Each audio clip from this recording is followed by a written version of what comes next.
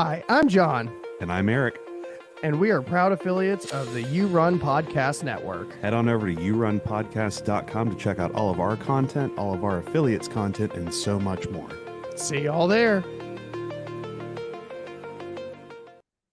Hello, everyone, and welcome to another riveting edition of Under the Floorboards, where we laugh at the creatures that go bump in the night. I am your host, John, joined as always by my beautiful co-host, Eric. How are you this week? Fabulous. Very excited this week. We're doing some new formatting stuff, some cool, interesting shit, and Eric brought this to my attention. You want to tell me a little bit about that? Yeah, this is my attempt at milking every drop of success this film is having for our benefit. I'm kidding. Not really, but I'm kidding. But I'm not. But I'm not. I saw Kpop Demon Hunters a couple nights ago and was like, fuck it. Yeah, we're doing it. Got to figure out how to pitch this to John. And basically just told him this is what we're doing today. So, and it worked because this movie absolutely scratched an itch for me. And like, I don't know, not younger kids, like young teenage, that like 8 to 14 range, like movies that were coming out when I was that age were just so good. And the music was so good and the animation was so good. And this checked a lot of boxes for me and kind of a weird hit from Sony, if I'm being honest. But yeah, I watched it, thought it was fantastic, thought the music was absolutely awesome. And now we're doing it. So hell yeah. Yeah.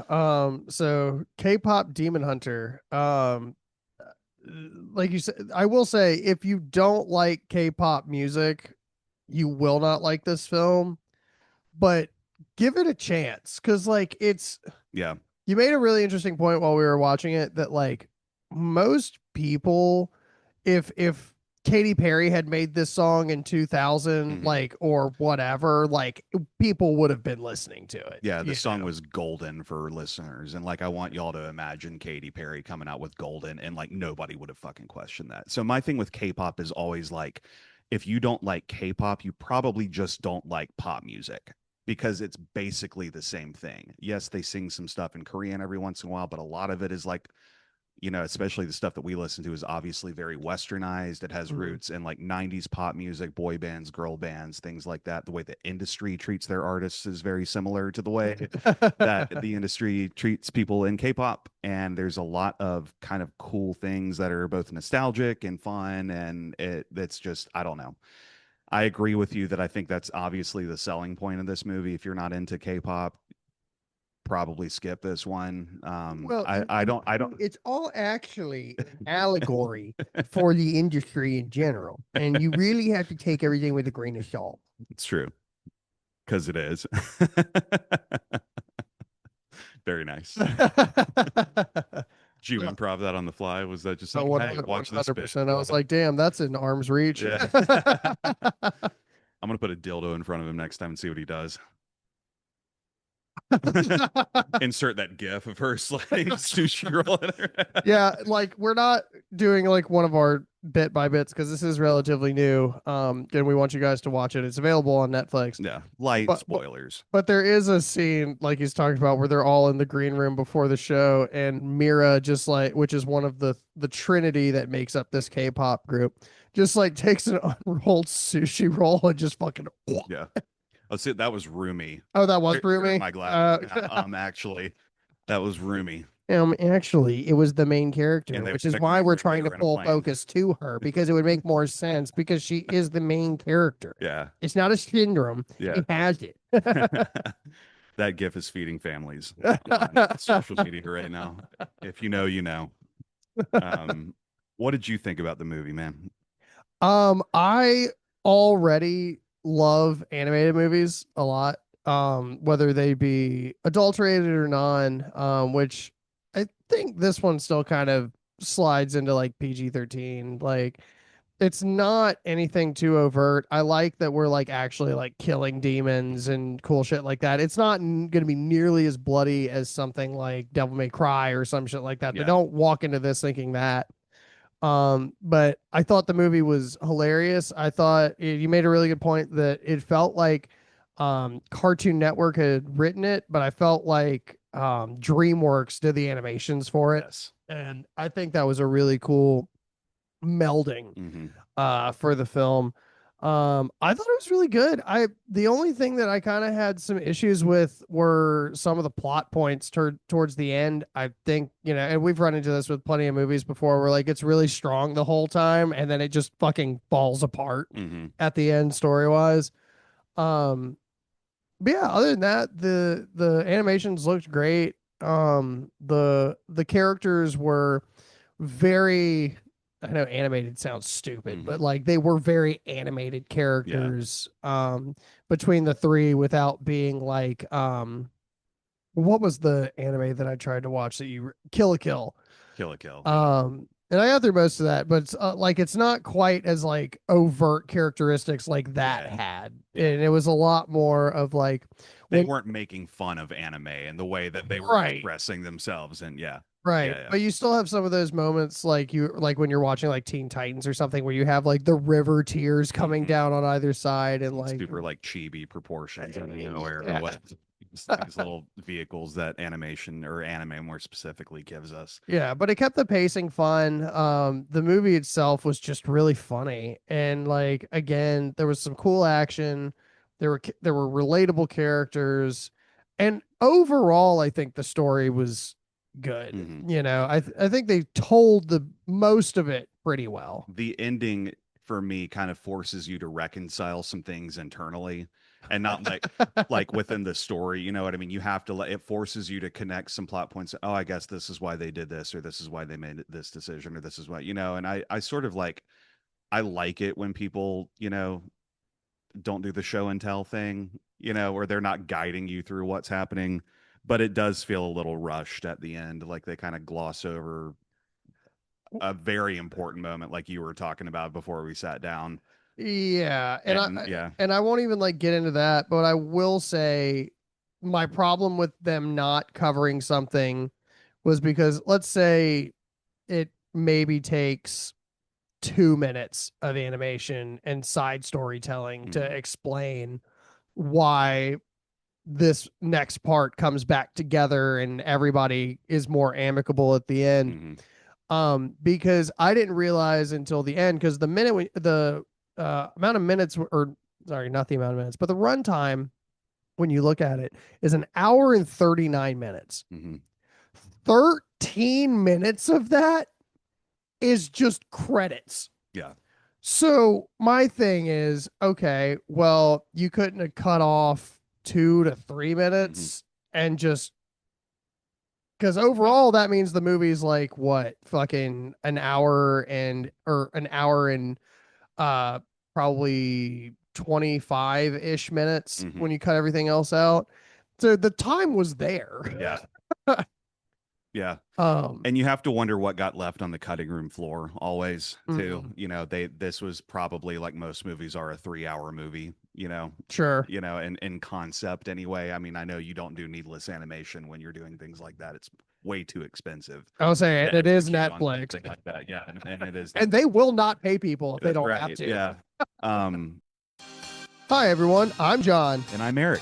And we wanted to take this opportunity to talk to you about the Dewey Pod Monster Podcast, an affiliate of the You Run Podcast Network. The Dewey Pod Monster Podcast is a weekly podcast about consumption. It's a lot about movies, but it's actually about consumption. Hosted by John and Sean, the Dewey Pod Monster Podcast talks about beer, movies, spirits, shows, and absolutely everything else. Nothing is off limits. You can support them by heading over to Spotify, YouTube, Instagram, or any of the other usual platforms where podcasts can be found. You guys rock. And yeah, overall, man, the movie's just fun, dude. It's a good one that I don't think you have to buy into it. I think the opening sequence before you get the title card kind of tells you everything you need to know. And it's one of those like 60-second backstory kind of things, And this is what they look like in action. Okay, Kpop Demon Hunters. Now you know what you need to know. There's a plot point that twists it around a little bit, and it's not strictly just a run and Hmm. gun, kill all the demons thing, which adds some depth to it. It's not a super deep movie. It's not a The super moral yeah, dilemma. yeah. It adds a nice little, and that's what I think I was getting at earlier when I was talking about how it just scratches like a Pixar itch for me, Hmm. because Pixar does a really good job of introducing something incredibly dark out of left field that you have to contend with while you're watching, this cowboy and this astronaut figure out their shit, you know. And I thought this movie did a good job of that. It's just fine. Age ranges don't really matter. I think this is probably good for your, like I said, 8-year-old, 7-year-old kids to watch. Adults like me enjoy it. So So I don't think just there's any real blood at all, right? Like it's there's just no like profanity in it at all. like I mean, pixie yeah, dust when they yeah, cut through. it's like implied, and I don't know if that's just their like not lightsabers that they have, their friendship savers, because that's where their power comes from. Dun, dun, dun, dun, dun, dun. Yeah, it's they're Powerpuff Girls. They're literally the Yeah. power. You have the brooding kind of hateful one, angry one, and you have the bubbly, upbeat one, and you have the one sort of like neutral and the leader. Yeah, If they had made Yumi blonde, they would have had all the colors too, yeah, yeah. and hairstyles almost. All right. Powers aside, just which characters do you prefer here? Totally Spies or Powerpuff Girls? Ooh, ooh, it's hard for me to not take the Powerpuff Yeah. Girls, like, because it feels like such an easy out, but like I just loved all of their battles, and I loved like that anime was such a sorry, that's an American cartoon, Hmm. but that was such a culmination of music to lighting to depth to like there are Hilarity. to hilarity, Yeah. yeah, but it's like I remember the episode where you find like Mojo Jojo's origins, and Hmm. it's so heartbreaking, Yeah. and like I felt that on in a way that I don't think most things have been able to hurt me. Yeah. Like, Yeah, and yeah, it definitely K-pop Demon Hunters, the function of these characters is definitely like heavily inspired by like the magical girl trope, the Sailor Moon kind of trope, where it's just this mm-hmm, person in real life, but they have all these incredible things that they can do, this purpose, this mission that, and that's something that doesn't bother me. It's not like a tropey movie, but it does lean very heavily on things like that. Some of those like, cliches in anime, mm-hmm. especially like we're saying towards the end, it kind of just, oh, okay, cool. There were some instances that really reminded me of one of my favorites, and this might blow Semi all the way, but who out there remembers Card Captors? Yeah. The Mystic Adventure. The That quest for all time. oh my god, dude. And there was definitely some that level of mysticism Hmm. in there. I'm pretty sure that show is what primed us for Yu-Gi-Oh, though, at the end Yeah. of the day. Yeah. Because it was better than, the feeling I got when I realized that Digimon was the original Yeah. monster collecting monsters thing. And I was like, fuck, dude. That's like when Tesla got done dirty by by fucking Edison. but But yeah, it but just Tesla, we could make them pay for it. yeah, right. Exactly. It's ironic that Elon Musk landed on. No, it's fine. I'm not going to get on that diatribe. I enjoyed the music, I think, the most out of all of this, and I would be Mhm, remiss without really going into the music. There's a track on there, "Free." It's the mhm. duet that happens in the movie that actually probably belongs in several of my playlists very comfortably. I mean, it's Pulls out just his Princess Diary. it's because these vocalists are not the same people, if I'm not mistaken, that did the voice acting, and the vocalists are like high profile people in the K-pop world. I mean, like they are literally called idols for that reason. And Yeah, everyone that I've seen on the IMDb so far is just that is the voice. that's cool. And I think all of this, there are certainly some that are better than others, but some of them, like the lyrical content, is also very strong. And I love it when people can write lyrically meaningful songs along with bangers. That helps keep a song around for a long time for me. And some of them are a little flatter, some of them are a little more filler tracks, kind of like a Disney movie would be. How everybody knows there's this one song or two songs that stand out on a soundtrack, and then there's like a couple that you probably wouldn't go out of your way to listen to. That's how I felt with Moana 2 coming out. Huh. I was just Okay. kind of like, nothing hit. Yeah. Yeah. Was there one that stood out to you in this one? I really liked Takedown, Yeah. actually. I liked the music behind it a lot. The lyrical content, I do agree with Rumi, needed some work, but but overall I thought the song itself was really good. And I think once you heard Golden fleshed out, I really liked it. Yeah. But like there was so much like cucking of that song for like most of the They used it film. as the score, the primary like, refrain that they would major and minor the fuck out of depending on what they were Mhm. going for in a scene, which is again it's so reminiscent of like good quality animated movies where there's a lot of those themes that are happening throughout that just remind you of what it was like being a kid in the early 2000s, man.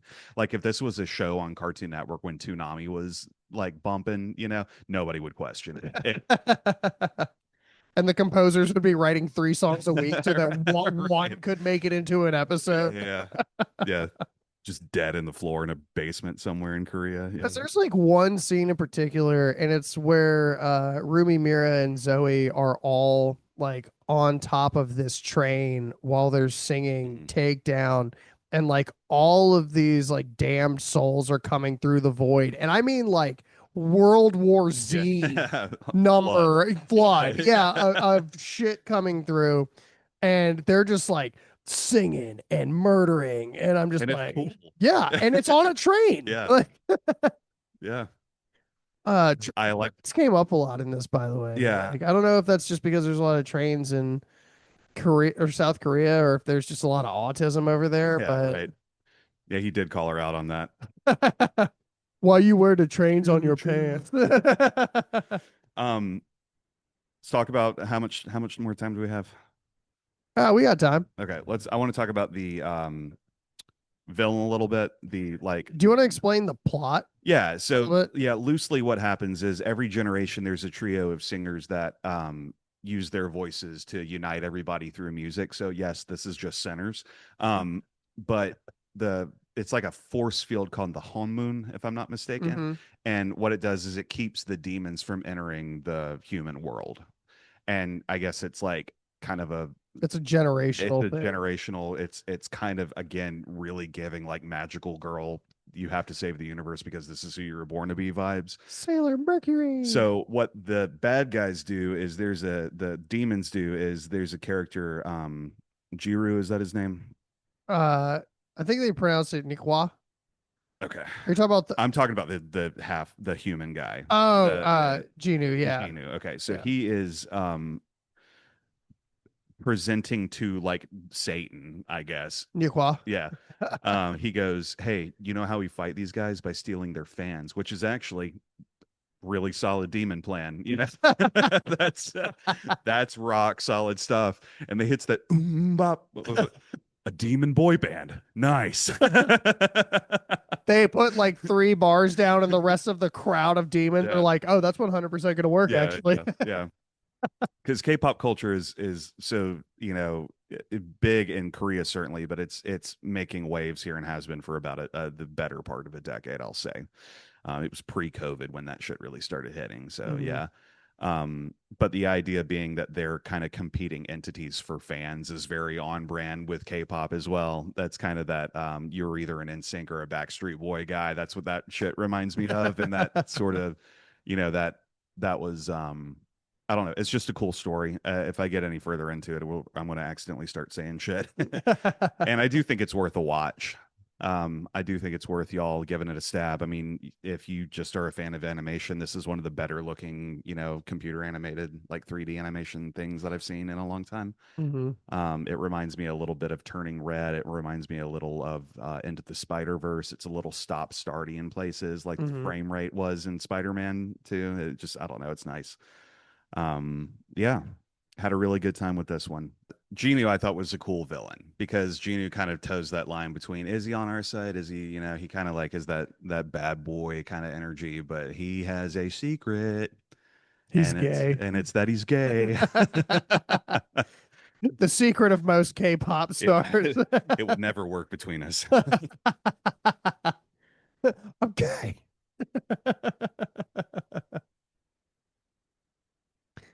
No, he's his secret is that he's 400 years old. Yeah, Bella. Yeah. and I'm not going to spoil what goes down for anybody who hasn't seen it, but I'm glad that they handled that the way that they did. These are the scars of a demon, Bella. Shit, the patterns, Yeah, they kept calling it patterns. even though they weren't symmetrical or Yeah. pattern-ish. Yeah, I don't know. It was more like if you took a like glass window and then threw it in the bottom of a dumpster at the fucking like landfill. Yeah, That's what their patterns look like. yeah, yeah. Their powers were really interesting. Maybe not so much for the villains because theirs were like they were just shapeshifters, which I thought was kind of cool. Yeah. And I I guess they were strong. I don't really know because every time like a demon got in a fight, they just got waxed. Yeah. Like it wasn't even like a thing. chance. Yeah. In fact, I think you see Rumi get knocked down, or any of them get knocked down one time, and the whole group is like, "Yo, what the fuck, bro? How?" And it's all because Rumi stopped singing. Yeah, Like right. her heart song Yeah. dies. Right. For all the what was it called? Jane's Incredible Playlist or something like that. Something like that. Yeah. Nick and Nora's. No, it was a series and this was good. So Fuck you, Michael Cera. He's watching like, fuck me. fuck me. Oh, fuck you, UTF. Fuck you. Say it like a fuck you, UTF. I don't understand why you guys are so fucking mean to everybody. You guys. Like, all you had to do was show up and talk about a movie and go the fuck home. And for some reason, you're being mean to fucking everybody here. I am so done with this shit. All of my fans are haters. You have to accept it. I just think of like that video of him having the meltdown, like Yeah. standing across from Katherine Heigl. It's funny as shit. I'm gonna give you 6 perfect takes. You're gonna tell me that they're shit. My favorite was the director just goes, "Are you having a hard day?" Yeah. Right. Would you like some milk? It's like goading, condescending shit ever. And it's like, bro, you are being equivocally unprofessional. Right That sounds really hard, Michael. Why don't you just calm down? You're sitting across from Katherine Heigl. Just fucking jerk off or something. I don't know. It's reverse flash under the table. It was me, Michael. But and again, they don't really understand. They explain the powers of the hunters, Mhm. Rumi, Mira, and Zoe a little bit, and you can correct me if I'm wrong, but it feels like part of their weaponry and part of what create so like through generations they are building the Hamun, which is like this barrier that, like you said, keeps the demons in the underworld essentially. But you see them go out as like sound waves Mhm. over top of everything. And I'm to believe that they're weapons because they have to sing while they're fighting. And we see this in the flashbacks of like the previous generations and stuff. I'm led to believe that these weapons are like pure resonance and they just like culminate them into these like essentially vibro blades, Mhm. which is pretty sick. Yeah. So I was a big fan of that. I thought it looked really cool. Sounds good to me. Yeah. Well, they weren't going to explain it. That tracks. Yeah. Yeah, and a lot of the stuff you could tell like they there's some martial arts elements in there, sure, but you can tell like they had a really fun time choreographing where these people were going to be and what they were going to attack with what part, and like the fights in this were very satisfying to watch, and it's a music video at the same time, so it's even funnier. This is what you asked for. Yeah. You liked the food. Yeah, you pointed out the attention to detail on the food there. Yeah. Look at all the MSG in that fucking like noodle and cup of noodle ramen. Yeah, and it's very true to like anime in general, where you're just like watching any given character just because none of them have alcoholism for some reason. They just gorge on food. Mostly carbs. Yeah, like Yeah. I don't even feel like Goku could get drunk, Yeah, right? right. His Like, metabolism is off the charts. that's what I'm saying. Like I don't think Saiyans can even do drugs, Yeah. which is crazy that like they were like, "Oh, Goku's gonna have a heart attack. I came from the future to give him aspirin," and I'm just like, Right. I was like, I don't think that's gonna do it, bro. Yeah. A Saiyan heart disease. Yeah. But again, the coloration in this was gorgeous, like, and you really shows off in the fights a lot because Hmm. it's very much like you were saying that like cutaway like into the Spider-Verse kind of shit where Hmm. like we're in the intensity, then we freeze frame. Now we're over here and now we're kicking more ass. And it was like it was just very And engaging. now we're checking our mascara. And now we're I like the one of the funnier details. A lot of the jokes land well enough for me. It's some of them are laugh out loud, like the popcorn eyes, or that was very creative. But I liked when the plane was going down at the beginning, where they're like, "All right, keep your shirt on. We'll be there in 3 because that's how long it takes to cook instant ramen." It's like, so not only did they complete the mission in the plane, but they also like Which just landed somewhere because that. the plane gets cut in half and they all jump out of it. But they deliberately delay it for 3 minutes so they can like eat their ramen instead. Very anime. I do actually really love that scene too, and this isn't spoilery because it's just the beginning of the Yeah, I mean, movie. yeah. But I absolutely love it's just like one of those quirky moments where Rumi walks up to one of them and is like, "So you're a demon, right?" She's like got that like weird anime Yeah, smile on her face. She's like, "What are you talking about?" It's like one of the stewardesses.